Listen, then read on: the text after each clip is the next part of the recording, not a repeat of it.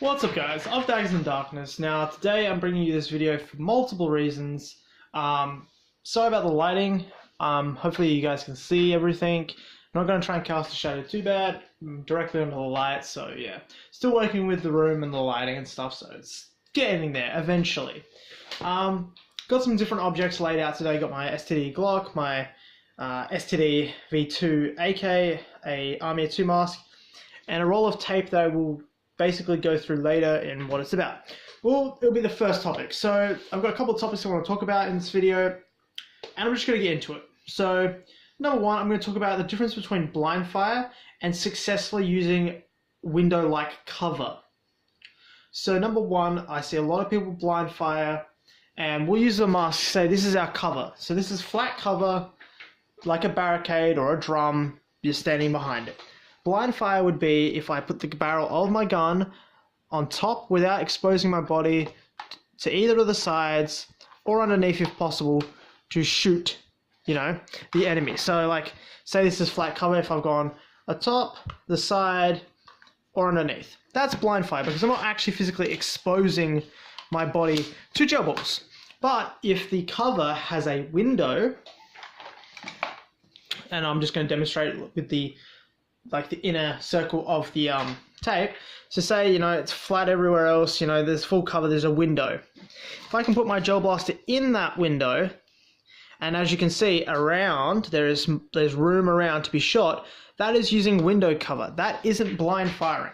I see a lot of people at skirmishes blind fire, and it's quite annoying if you're on the receiving end of someone blind firing, because if you get hit, you call you're out, but you've got to be a bit aware if you're watching them and they're blind firing and you get hit, well really you shouldn't be out because they shouldn't be blind firing. They're not exposing, they're not peeking, and people don't understand, I can peek my head and my barrel, that's fine, that's peeking. It's not blind firing. It's just when you hang your blaster around solid cover and start shooting. So if my blast was like that and hanging around or above the top without actually, sticking my body out and exposing myself, that's blind fire. And I see a lot of people doing it. It's quite annoying. I feel like referees should really crack down. And if you blind fire, you're caught blind firing, take a hit, go back to respawn. If it's a medic game, take a life away because you're essentially cheating. Blind firing is not there to be used. You're not meant to do it. It's against the rules. It's against... Yeah, it's just against fair play, and, it's really annoying. It's like not calling a hit. It's unfair to everyone involved, and it's getting ridiculous. So yeah, the blind firing is firing around cover without actually exposing yourself. Using a window-like cover, so there's a hole in the top, or there's a slats in the barrel missing. If you can still physically be shot whilst you're actually aiming through, that's fine. That's just window-like cover. So that's the first one thing I want to talk about, Basically, people will not understand the difference between blind fire and firing through a window-like cover. And yeah, I've seen people call out, people go, oh, you're blind firing when they're just, shooting through a hole. I'm not saying, they've made a little hole that just fits their barrel.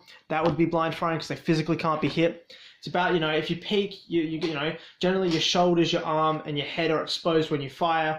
Blind firing is more, putting your arm physically around and shooting rounds off without even, really being a chance to be hit at all. People go, oh, you can hit my hand. It's just not how gel blaster skirmishes work, and it needs to stop.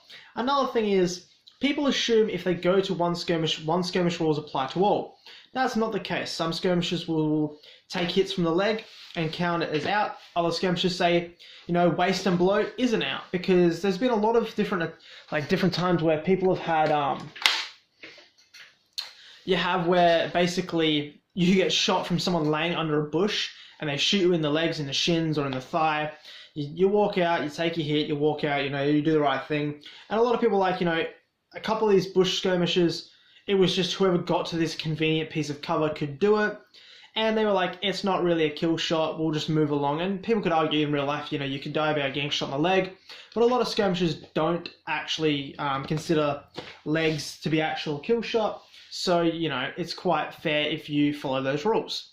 But some places do, so I assure and want to, tell people, if you are unaware or haven't played at a field, ask about the rules. Generally, a good host or referee will tell the rules to everyone at the start of the skirmish, at the start of this day, the first skirmish, I'll explain all the rules, and you can get through it. It's the same like different game modes. Some game modes like Capture the Flag, Team Deathmatch, Medic might have different rules or quirks or ways to play at different areas. So in between games, when the referee's calling out, okay, we're playing Team Deathmatch, unlimited lives, wait 10 seconds. Some places might get you to wait 30 seconds. Some places might just walk back to the spawn, touch the flag, come back. Every place has their own set of rules and their own set of game types and how they play their game modes. So it's very important that you pay attention to these things, because so many people get lost or confused or don't understand the rules and then either abuse, break, or cheat because they're not 100% aware of what they're doing is wrong or against the rules. So if you go to a new area or you're unsure, just ask. It's not stupid, just ask. It's so much better just to ask what's going on, how do I, what are the rules following, what do I do, than, ruining the game by cheating and, getting yelled at. Just ask what the rules are and you'll have a good day. There's a lot of people that don't do it, that are nervous about asking. Just ask about the rules and you'll be fine. Another thing is eye protection with mesh eye lenses, I should say. I don't wear them. I don't think they're smart. People go, oh, you don't need to worry. It's very rare you get shot in the eye. But the idea of wearing clear lenses like safety glasses, safety goggles, paintball masks, you're meant to wear something that stops the mash and the gel ball from entering your eye. I see too many people run around with these kinds of masks, and they're cool, they're great, they're, $20 on eBay, and, they'll be, say, they're for airsoft, and people are like, oh, if it's for airsoft, it can work for gel blasters. It's not the case. Gel balls will go through. I had an Army of Two mask I used in a Juggernaut loadout that I had to physically glue lenses over the top so the mash wouldn't come through and, hit my eyes, because obviously it's at eye level, and just get in my face, in between my face and my mask. So I've actually altered the mask to, basically use it properly. And I need to, urge people, you'll buy mesh goggles because, oh, they're airsoft brand, I'm going to use them. And I, strongly recommend you don't do that, because they don't apply correctly to gel blasters, because the mash will go through. So that's another thing, you need to take into consideration. I see it happen at skirmishes, and also taking your safety wear off as you're walking off. Don't take it off as you walk off the field. Take it off when you get to the no firing zone. So no firing zone, quite often I like to take my magazine out, turn my gun onto safety, and that's it. And, when you take it out, take the mag out, give a tap, release any gel balls that are actually in there, put it on safe. That way, if someone picks it up, they don't fire 1 or 2 rounds that are actually hopped up into the internal tubing. So that's something people can consider. I've seen so many people just grab a gel blaster, pull the trigger, and it shoots a couple of rounds. And, if someone's looking under the desk for their bag and that, and takes a round to the eye, it will hurt, could, cause damage. So it's about safety awareness. I know a lot of you can be like, oh, they're just kids' toys. Yes, they are kids' toys, but there is a certain degree of safety that everyone should use when playing them to have a safe and fun experience.